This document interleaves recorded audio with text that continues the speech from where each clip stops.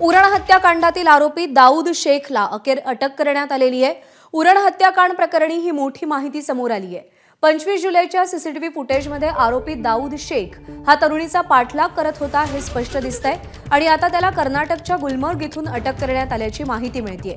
अगदी काही वेळातच त्याचा ताबा हा नवी मुंबई पोलिसांकडे दिला जाईल। कर्नाटक पोलिसांनी दाऊद शेखला अटक केलेली आहे। या हत्याकांडानंतर संपूर्ण महाराष्ट्रामध्ये तीव्र संताप व्यक्त केला जात होता। आरोपीला कठोरात कठोर शासन व्हावं यासाठी स्थानिक नागरिकांनी देखील दबाव आणलेला होता। सूरज सावंत आपले प्रतिनिधी आपल्याला या सगळ्या संदर्भात अधिक अपडेट देतील। सूरज, दाऊद शेखचा शोध नेमका कसा लागला आणि आता पुढे कोणकोणत्या टप्प्यांमध्ये कारवाई होईल? प्रज्ञा, नक्कीच आपण हे पाहिलं तर 25 तारखेचा जो सीसीटीव्ही पुढे आलेला आहे या सीसीटीव्ही मध्ये स्पष्टपणे दिसते की दाऊद शेख हा तिचा पाठलाग करत आहे। 2 सीसीटीव्ही आहेत आणि या एकूणच या घटनेनंतर तिचा जो मृतदेह आहे हा उरणच्या खाडीमध्ये सापडला होता। ती बेपत्ता असल्याची तक्रार देखील पोलिसात नोंदवण्यात आली होती।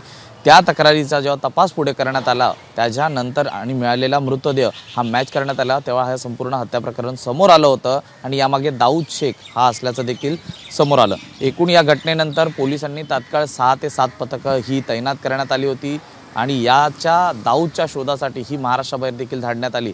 एका लिंकनुसार म्हणजे दाऊद ज्याच्या संपर्कात होता त्याच्या मिळालेल्या माहितीनुसार दाऊद हा कर्नाटक साईडहून केरळ साईडला जात असल्याची माहिती मिळाल्यानंतर नवी मुंबईचे जे गुन्हे शाखेचं पथक आहे हे तात्काळ त्या ठिकाणी दाखल झालं आणि कर्नाटकच्या गुलबर्ग या जिल्ह्यातनं त्याला तिकडनं अटक करण्यात आलेली आहे। लवकरच त्याला नवी मुंबई पोलिसांच्या स्वाधीन देखील केलं जाणार आहे। मात्र या संपूर्ण प्रकरणानंतर हे एक रॅकेट होतं का, यामागे आणखी किती जणांचा हात आहे आणि अशा प्रकारे किती जणांना दाऊदने फसवलेलं आहे याचा तपास आता होणं खूप महत्त्वाचं होणार आहे। कारण दाऊदच्या अटकेनंतर या सगळ्या प्रश्नांना तर कुठेतरी वाचा फुटली जाईल। दुसरीकडे गोष्ट म्हणजे जर आपण पाहिलं तर ही संपूर्ण केस ज्यामध्ये इतक्या निर्घुणपणे तिची हत्या करण्यात आलेली आहे त्यानुसार काल विरोधी पक्ष नेत्यांनी ही संपूर्ण घटना ही फास्ट ट्रॅक कोर्टात चालावी अशी मागणी देखील केलेली आहे। त्यामुळे आता नेमकं पोलीस प्रशासन यावरती काय भूमिका घेतं हे पाहणं महत्त्वाचं आहे। मात्र दुसरीकडे दाऊदच्या अटकेमुळे आता या संपूर्णाची जी एकूण एक कडी आहे ही जोडली जाणार आहे आणि यामध्ये इतर कोणाचा सहभाग आहे का